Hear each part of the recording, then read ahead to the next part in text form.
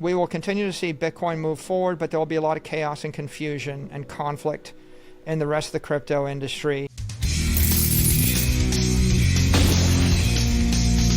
In today's video, Michael Saylor, Executive Chairman of MicroStrategy, discusses Bitcoin ordinals, transaction costs, MicroStrategy's long-term vision, and the future of money. I know the definition of a currency.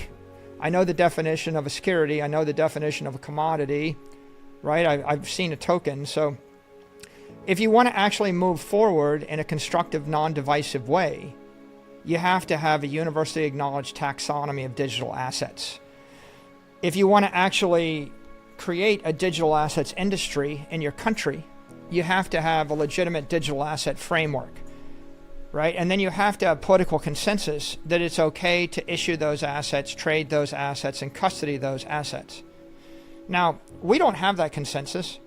For example, there are a lot of jurisdictions where they don't want you to be able to move $1 million of stable coin from point A to point B, no KYC, right? That would be called money laundering. Okay, so there's no consensus you should even be able to do that, right? There's no consensus that you should be able to trade security 24/7. For example, MicroStrategy or Microsoft stock. If you own Microsoft stock, how do you trade that on Saturday afternoon between an Indian national and a Pakistani national? And if you wanted to take custody of your Microsoft shares on your hardware wallet, how do you do that? Complex derivatives. Well, you can't do that. Now, the point is you can't do it right now. There is no legal path to do it. But should you be able to do it, right? Like, should you be able to trade Apple stock on Saturday? You can't right now. Apple is a security. It trades on NASDAQ, right? Yeah, you can trade securities on the New York Stock Exchange and the NASDAQ if they're issued pursuant to 20th century rules.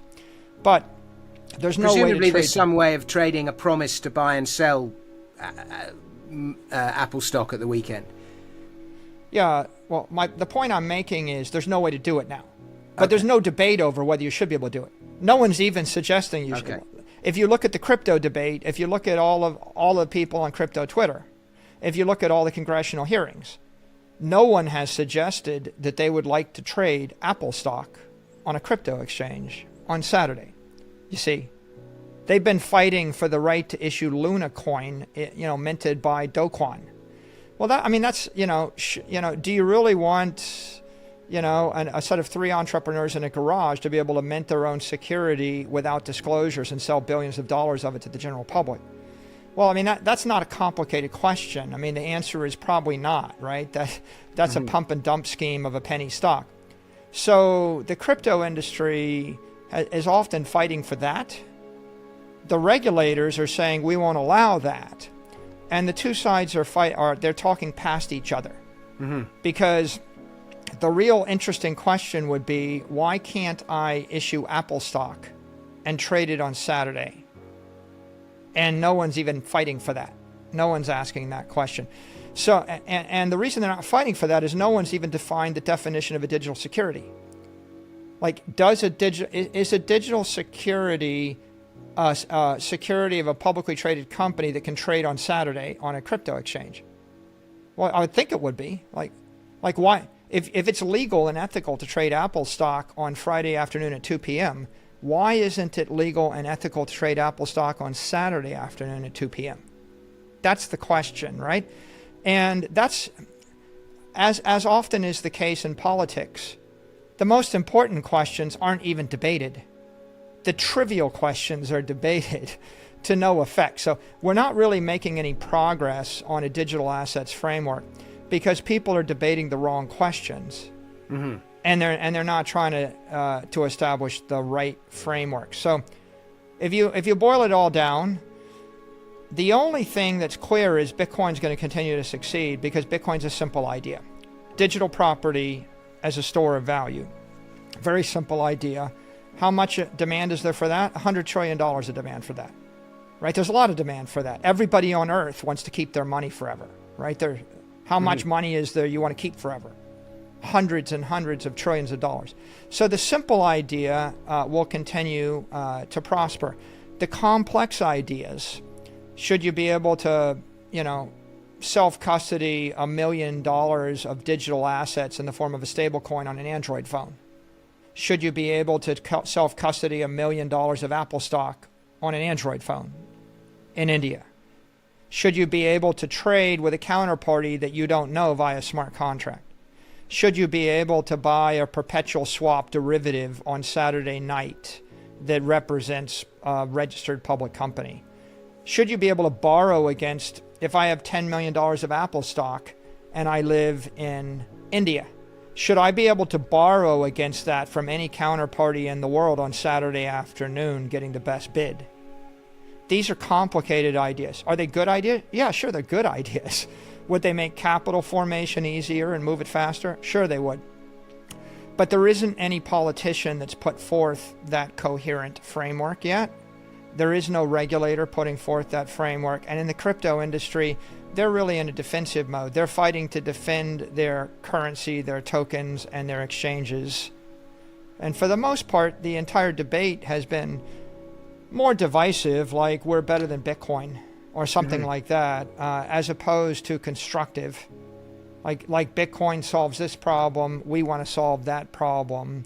Will you give us a way to solve that problem? And so I think what will happen is that we will continue to see Bitcoin move forward, but there will be a lot of chaos and confusion and conflict in the rest of the crypto industry as every regulatory environment sorts out how it wants to deal with these things. Mm-hmm. And there won't be a clean solution. It won't come fast. The really big idea is the separation of property from the earth, or the digital transformation of property. There are hundreds of trillions of dollars of capital that are tied up in property, like buildings and land. And if you look at the wealthy around the world, they store a lot of their wealth in property assets. And in an inflationary environment, when you're inflating the money supply by 7% a year, the only way to stay ahead of that is to have a balance sheet which is property heavy. So I would say there's probably three drivers for Bitcoin's advancement. One is the digital transformation of property from physical property to digital property. The second is the conversion of corporate balance sheet from credit assets or debt assets, which are liabilities, to property assets, which are actually assets that are appreciating in value, like Bitcoin. And the third driver is the digital transformation of money, the ability to move money at the speed of light between a corporation and their customers or their partners, and that's the Lightning story. Mm-hmm. But let me just touch on each of them, because I think they're equally important. They're very important ideas. One, if I have $1 billion building in London, and if the pound gets inflated by 7% in supply, then the currency I have loses 7% of its value between January 1st and the end of the year, the end of December. Sure. I'm going to interrupt you 1 second, Michael. Yeah. We have a thing called trueflation that tells you what real inflation actually is. I think you probably have it in the States. And in the UK, we're now at 12%. It's not even 7%, it's 12%. Now, I give you two companies. I give you a company that owns $1 billion of land in London, or property. And I give you a company that has $1 billion of debt, of sovereign debt of the UK. Mm-hmm. On January 1st, if there's a 12% trueflation rate, the guy that owns the first company knows that his balance sheet's going to go up by 12%, and he's going to make 121 million pounds by the end of the year. The guy that owns the second company is going to get a 3% yield, and the debt is going to lose 12% of its value. And so the guy that owns the second company is going to lose, well, actually they're going to accrete nominally by 3%, by 30 million pounds, but their assets won't be worth anymore. So there's a 90 million pound difference between a credit balance sheet or a debt-laden balance. As I say credit, you're owning credit of the UK government. So the person that owns the credit is 90 million pounds behind the person that owns the property. And if you just take it to the extreme, you just own the cash, well, your cash is worth 12% less at the end of the year. Your balance sheet of property is keeping track. So what you can see is that over the course of 10 years, companies that own property at that inflation rate are going to find their property value triples. And over the course of the same 10 years, the companies that just have the cash are going to have the same amount of cash, but it'll be worth 1/3 as much or something. So the companies that are operating companies that are required to hold cash or cash equivalents are being bled to death, and they're going to be bankrupted. And the companies that own property, the REITs, are going to keep up with the inflation. So the big idea here is twofold. One, you don't really want to own billion-dollar buildings in London. You want to own $1 billion of a digital building that has no property tax, that can move to any city in the world, that can be upgraded with technology, right? There's a cost to owning the real estate. It's also, you can only buy the $1 billion building with $1 billion of capital. But if you're a taxi cab driver in London, you want to acquire the building at £287 a month. You need to acquire incremental property. So digital property is better than physical property. And that means that you've got trillions and then tens of trillions and then hundreds of trillions of dollars of capital that should flow out of the buildings and the warehouses and the land into the Bitcoin network, because digital property is just better. Lower maintenance, lower tax. You can buy it and sell it in smaller portions. You don't need to be a rich family in London with an army of lawyers in order to buy Bitcoin. Do we use credit to buy digital assets? Do you see what I mean? Will there be that same driver? If you're looking at differential inflation, the reason that the real estate is going up fast is you can't make any more of it, or it's hardest. You can technically make more. If you've got a 50 floor condo in London, you can punch another 50 floor condo up. So it's easier to make square footage, but it's hard to make acreage in London, and it's very hard to make city blocks in center city London, in Chelsea or sure. There's only so much land by the Thames and so on. So conservative assets that the government can't make, the government can't make more land, and a company cannot make more land, and so that's going to go up the fastest rate. The reason that education is going up fast is because the government puts a monopoly on it. There's a restraint of trade, and it's regulated. And the fact of the matter is, Harvard could issue 100,000 diplomas a year. They choose not to. Right? There's not an interest. You could give education for free to everybody on Earth if you wanted to, with 1/20th of the Department of Education budget. But education is meant to be a regulated offer, and they want to keep the price high, and they want to keep the supply down. Like, if you're a doctor in the UK, try to come and be a doctor in New York City, right? You're not licensed the same way. So they don't really want to create lots and lots of those diplomas, especially not at Oxford and Cambridge.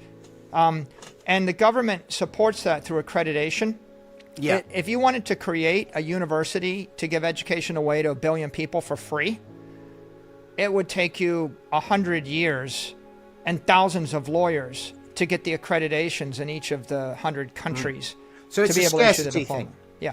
So education is regulated, and wherever the government gets involved, they drive up the price. It isn't expensive because it's hard to produce. It's expensive because they make it specialized. Now, the reason that milk and eggs don't go up at the same rate is they're commodities, which means the government doesn't control who can create them. And so the free market finds an intelligent way to create more of them. When the government does get involved and it puts in price controls and import controls and makes it illegal to import eggs will go up in price. And then, and you see that with all commodities, drywall, lumber. Human beings, if you ask the question, how hard is it to manufacture steel today versus how hard was it to manufacture steel 2,000 years ago? And then you go look at a modern steel factory, and then you ask yourself the question, how likely is it that you yourself can figure out how to manufacture steel in your backyard? You realize that the key to a commodity becoming cheap is for the government to get out of the way and let human beings find a way to manufacture a lot of it. And human beings get very good at manufacturing candy bars and steel and lumber and cars if the government doesn't get involved. The government is very involved in healthcare and is very involved in education, and so they prevent you from manufacturing lots of it cheap, right? That's the role of government in those regulated areas. Now, the telephone call is an interesting one. That's an information service. Now, that's free now. Yeah. You can telephone call with WhatsApp or Skype or voice over IP, and it's gone to zero.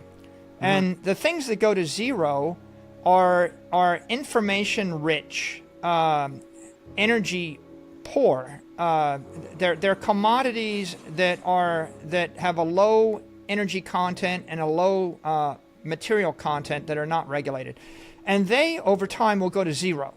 Like streaming Netflix or streaming YouTube videos or phone calls, anything like that, if the government gets out of the way, will become zero. Now, education will actually go to zero if the government gets out of the way, because algebra has been well known, well understood for 2,000 years. And you can pretty much go online and get all of the algebra lessons you want, on YouTube, or you can learn them from the Saylor.org for free. The thing that's holding up the cost of education is not the provision of the service. It's the certification of the degree, right? It's the license to say that you're a trained computer scientist that's expensive, not the ability to learn to program a computer.